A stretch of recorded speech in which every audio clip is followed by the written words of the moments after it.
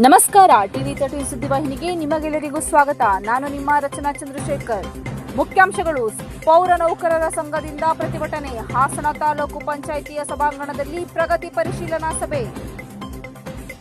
ಹಾಸನ ಅರಸೀಕೆರೆಯಲ್ಲಿ ನಡೆದ ಪೌರ ಕಾರ್ಮಿಕರ ಮೇಲಿನ ಹಲ್ಲೆ ಖಂಡಿಸಿ ಡಿಸಿ ಕಚೇರಿ ಎದುರು ಇಂದು ಪೌರ ನೌಕರರ ಸಂಘದಿಂದ ಪ್ರತಿಭಟನೆ ನಡೆಸಿದರು. ಈ ವೇಳೆ ಪೌರ ನೌಕರರ ಸಂಘದ ಜಿಲ್ಲಾ ಪ್ರಧಾನ ಕಾರ್ಯದರ್ಶಿ ಲೋಕೇಶ್ ಮಾತನಾಡಿ, ಅರಸೀಕೆರೆ ನಗರಸಭೆಯ 23ನೇ ವಾರ್ಡಿನ ಮುಜಾವರ್ ಮೊಹಲ್ಲಾದಲ್ಲಿ ಸೇವಾನಿರತ ಮಹಿಳಾ ಪೌರ ಕಾರ್ಮಿಕರ ಮೇಲೆ ಹಲ್ಲೆ ಮಾಡಿರುವುದು ಘೋರ ಅಪರಾಧವಾಗಿದೆ ಎಂದರು.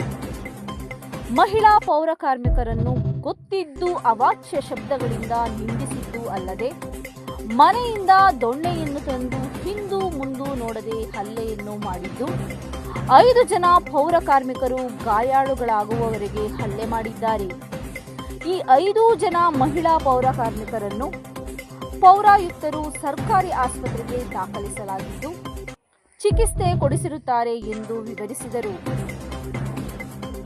ಈ ಘಟನೆಯನ್ನು ಕರ್ನಾಟಕ ರಾಜ್ಯ ಪೌರ ನೌಕರರುಗಳ ಸಂಘಟನೆಯು ಉಗ್ರವಾಗಿ ಖಂಡಿಸುತ್ತದೆ ಮತ್ತು ಈ ಕೂಡಲೇ ಇವರುಗಳ ಮೇಲೆ ಎಫ್ಐಆರ್ ದಾಖಲಿಸಿ ಗಡೀಪಾರು ಮಾಡುವುದರ ಮೂಲಕ ಇನ್ನು ಮುಂದೆ ರಾಜ್ಯ ಪೌರ ಕಾರ್ಮಿಕರಿಗೆ ಮತ್ತು ಇತರೆ ಪೌರ ಕಾರ್ಮಿಕರಿಗೆ ರಕ್ಷಣೆ ನೀಡಬೇಕೆಂದು ಮನವಿ ಮಾಡಿದರು.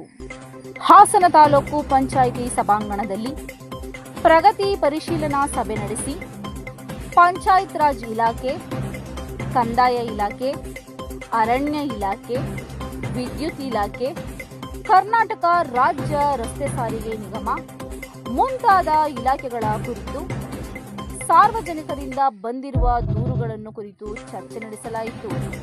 ಸಭೆಯಲ್ಲಿ ಸಿಮೆಂಟ್ ಮಂಜು ಅವರು ಹಾಗೂ ವಿವಿಧ ಇಲಾಖೆಗಳ ಅಧಿಕಾರಿಗಳು ಉಪಸ್ಥಿತರಿದ್ದರು.